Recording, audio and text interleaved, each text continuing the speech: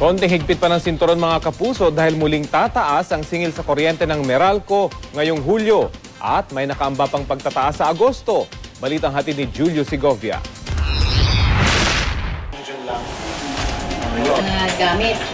Sumasakit na raw ang ulo ng mag-asawang Peralta sa dalawang magkasunod na buwang taas singil sa kuryente.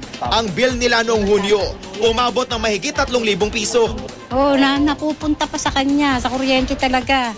Yung para sa panggamot namin, sa mga kailangan namin, 2 man lang. Heto't mapapakamot na naman ang ulo ang mag-asawa, 10 ng iba pang Meralco customers. Dahil sa napipinto na naman panibagong power rate hike. Ay, problema na namin yan. Kasi yung binabayad ko dyan, yung kinukuha ko lang sa, yung sa SS eh. 32 centavos kada kilowatt hour ang dagdag singil ng Meralco sa generation charge ngayong Hulyo. Dahil sa mahal na kuryenteng kinukuha ng Meralco sa Wholesale Electricity Spot Market OSM, kahit patag-ulan na kung kailan sinasabing mas mura na dapat ang presyo ng kuryente. Sa mga kumukonsumo ng 101 kilowatt hour kada buwan, higit 32 pesos ang dagdag sa bill.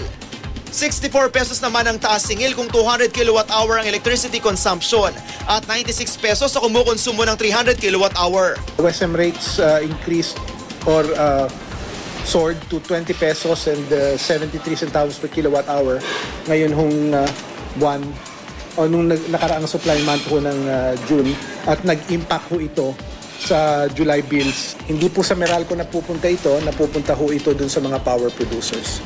Pero ang 32 centavos per kilowatt hour na dagdag singil, posible pa ring madagdagan. Di pa kasi naisasama ng Meralco ang under-recovery na kailangan nilang bawiin sa customers. Nakapaloob ito sa iba pang components ng billing, gaya ng transmission, distribution, taxes at lifeline subsidy. Gayunman, may over-recovery o sobrang singil din naman daw sila sa systems loss na ibabalik din sa customers. Sa ngayon, ayon sa DOE, kailangan daw magtipid sa pagkonsumo ng kuryente simula July 13. Pansamantalang isasara ang operasyon ng Malampaya Pipeline na kinukunan ng supply ng kuryente ng 3 power plants sa Luzon. 8 araw tatagal ang maintenance shutdown. Wala naman daw magiging problema sa supply ng kuryente. Pero tiyak na ang isa pang power rate hike sa Agosto. 8 araw ito sa kabuuan ng 1 buwan at hindi rin naman, kumbaga, yung pangkalahatan nun, hindi isang bagsak. Meron ring kaukulan na pagbe-blend nung cost. Julio Segovia, GMA News.